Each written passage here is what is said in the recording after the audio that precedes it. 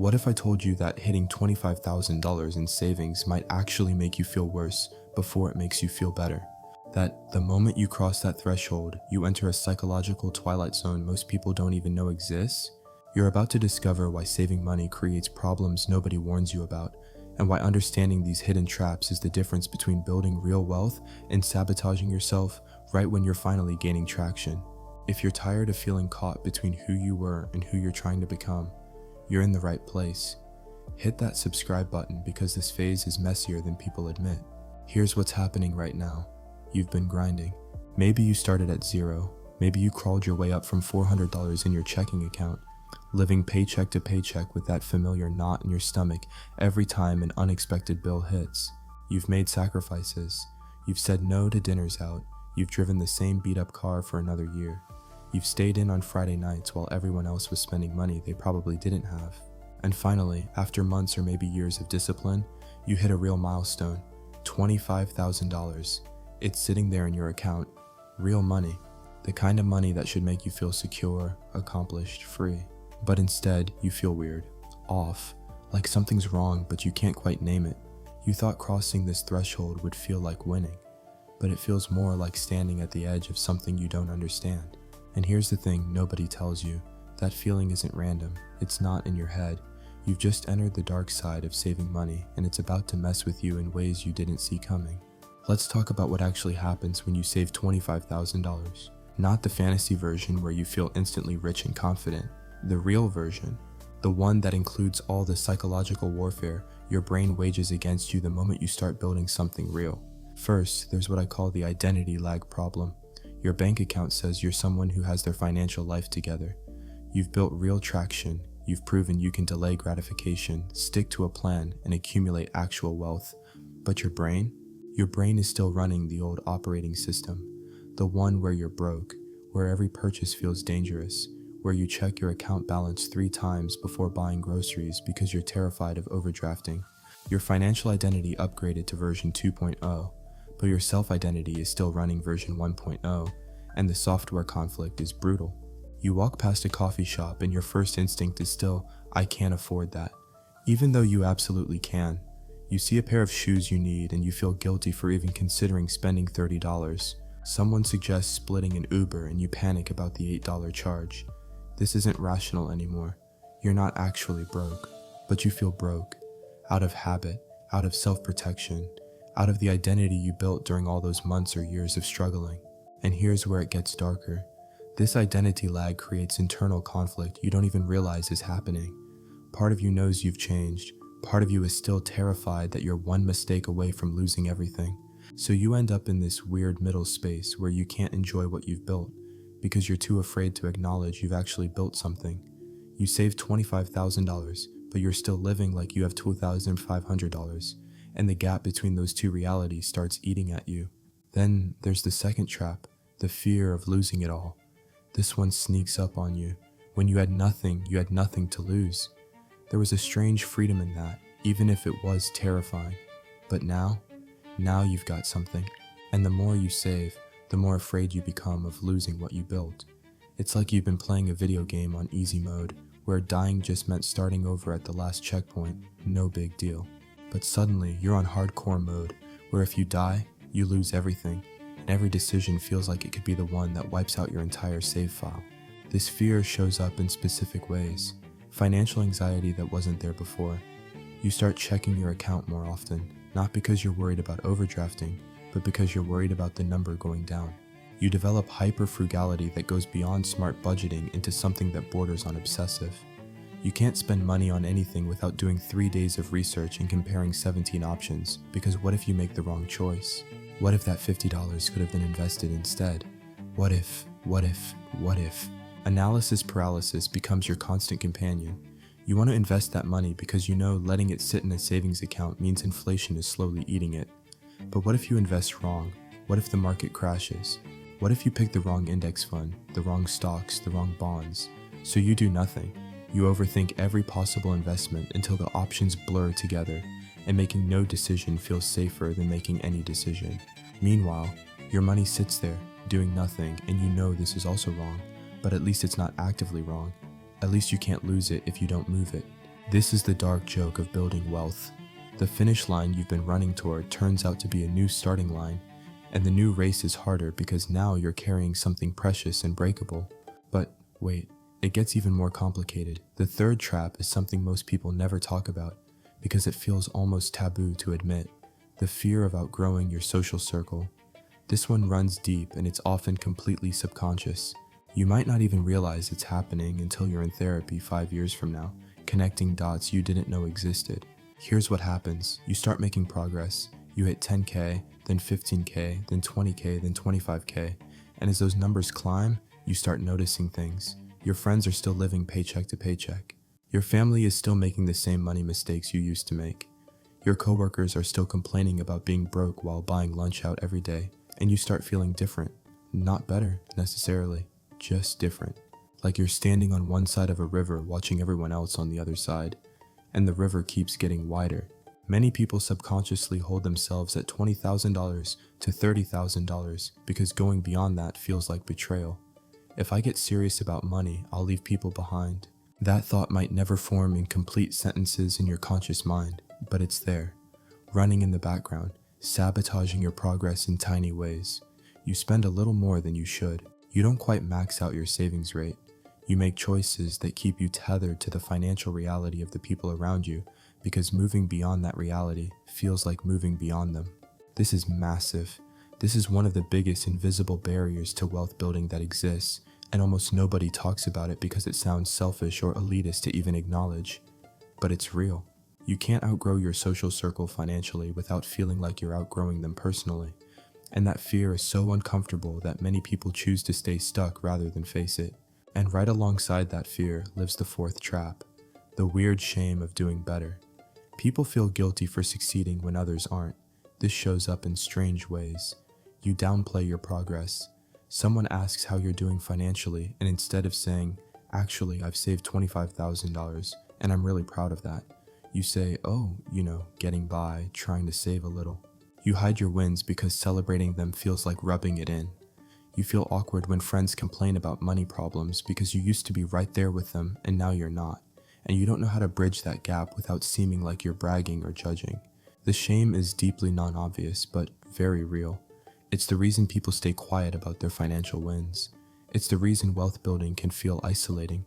You're doing something most people struggle to do, and instead of feeling proud, you feel like you have to hide it to avoid making others feel bad. So you carry the secret success around like it's something to be embarrassed about, and that warps your relationship with money in ways that are hard to untangle later.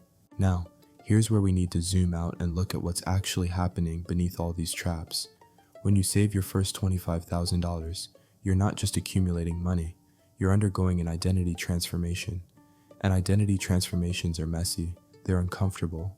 They require you to let go of old versions of yourself that feel safe and familiar, even if those versions were struggling.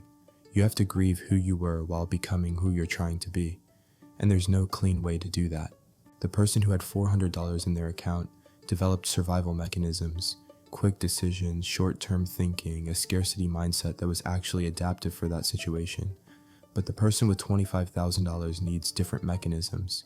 Long-term thinking, strategic planning, an abundance mindset that feels fake at first because you're not used to having options. Making that shift isn't about deciding to think differently. It's about slowly, painfully rewiring how you see yourself in the world.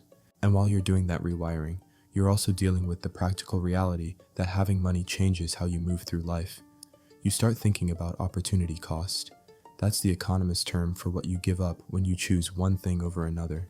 When you had nothing, opportunity cost didn't matter much because you had no opportunities. But now, every dollar you spend is a dollar you're not investing. Every purchase becomes a calculation. Is this worth X hours of work? Is this worth X dollars of future growth? And that's smart. That's how wealthy people think. But it's also exhausting when you're new to it. You start making decisions based on value and ROI instead of just price. Return on investment. You stop asking, "Can I afford this?" and start asking, "Is this worth it? Will this improve my life in a meaningful way? Will this move me closer to my goals or further away?" Again, this is good. This is the mindset shift you need.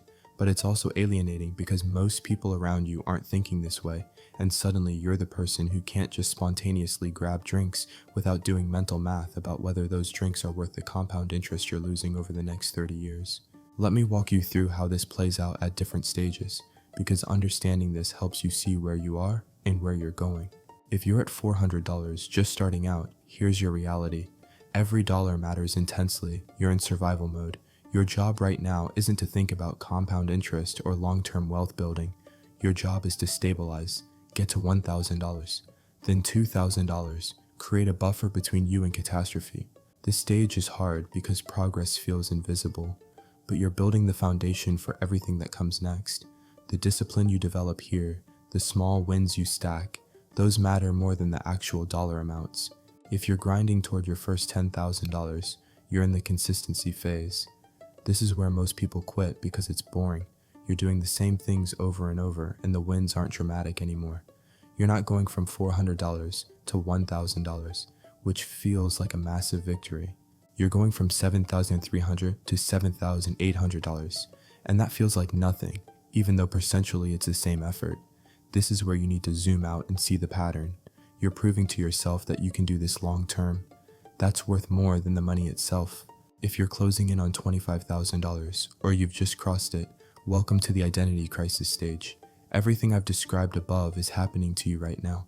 You feel weird, you feel off, you feel like you should be happier or more confident than you are. That's normal. You're in the messy middle of becoming someone new. Give yourself permission to feel awkward about it. The growth is happening even when it doesn't feel like winning. If you're at $70,000, pushing toward $100,000, you're in the acceleration phase. Things start moving faster here because compound growth kicks in harder, but you're also dealing with bigger numbers, which means bigger fears. The same market drop that cost you $50 when you had $5,000 now costs you $700. That feels more real, more painful. You have to develop emotional resilience around volatility. You have to trust the process when the process is actively costing you money in the short term. And if you're starting over at 31 or 40 or 50 after a divorce, after burnout, after a bad relationship, after a health crisis, hear this clearly. You're not behind. You're exactly where you are, and that's the only place you can start from. The person who starts saving at 25 and the person who starts saving at 35 are running different races. Comparing them is meaningless. What matters is that you're in the race now.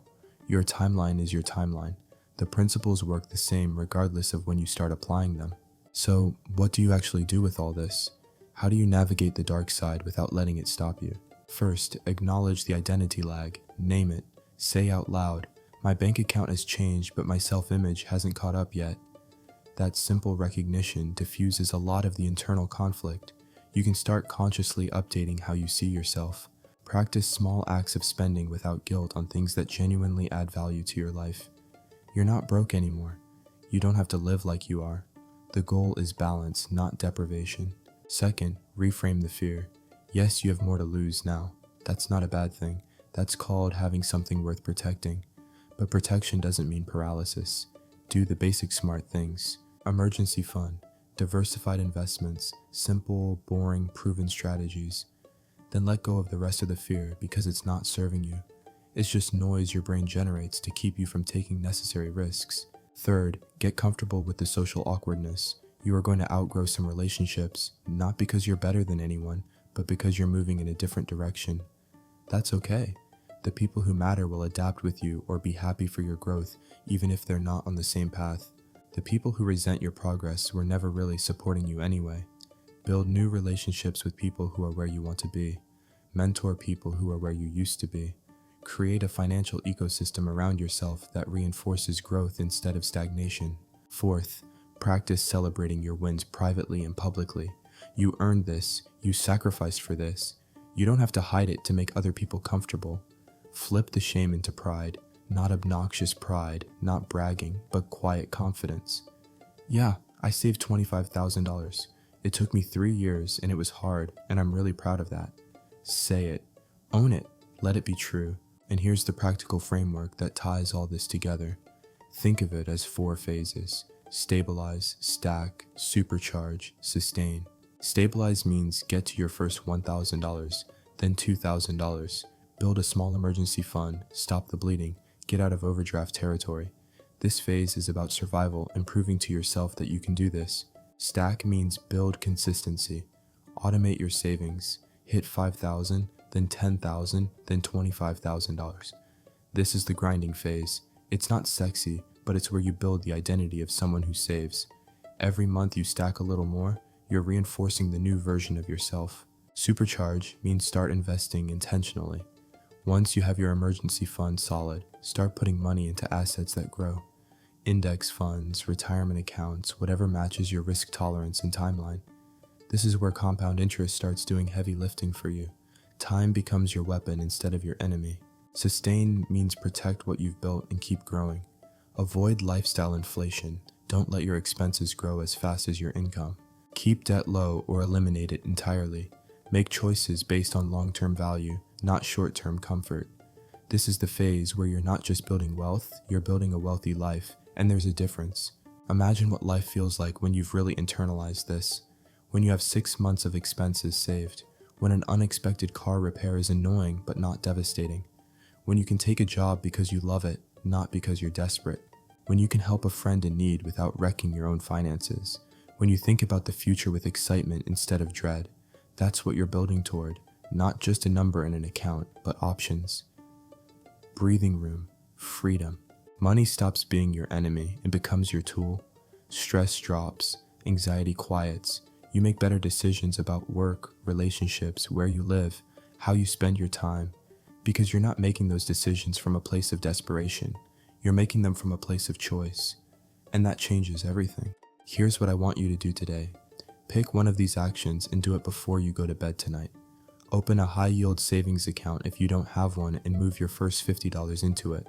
List out all your debts, smallest to largest, and pick one to attack first.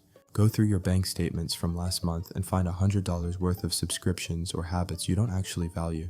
Things that are leaking money without adding life. Cancel them. Redirect that money toward your savings goal. Just one action, not all of them, not a complete financial overhaul. Just one thing that moves you forward from exactly where you are right now. And then come down to the comments and tell me where you are on this journey. Are you at $400 just starting, grinding toward your first 10K, sitting at $25,000 feeling weird about it, pushing toward 100K, starting over after life knocked you down? I want to know, because your story matters, your stage matters. And seeing other people at different points on the same path helps everyone realize they're not alone in this. If this video helped you see something you didn't see before, hit that like button because it genuinely helps more people find this kind of content on small channels like mine. And subscribe if you want more breakdowns that go beyond surface level money advice and dig into the real psychological and practical stuff that actually changes lives. The dark side of saving $25,000 is real. The identity lag, the fear, the social weirdness, the shame, it's all real. But it's not a reason to stop. It's a sign that you're growing, and growth is uncomfortable. That's how you know it's working. Keep going. You're closer than you think.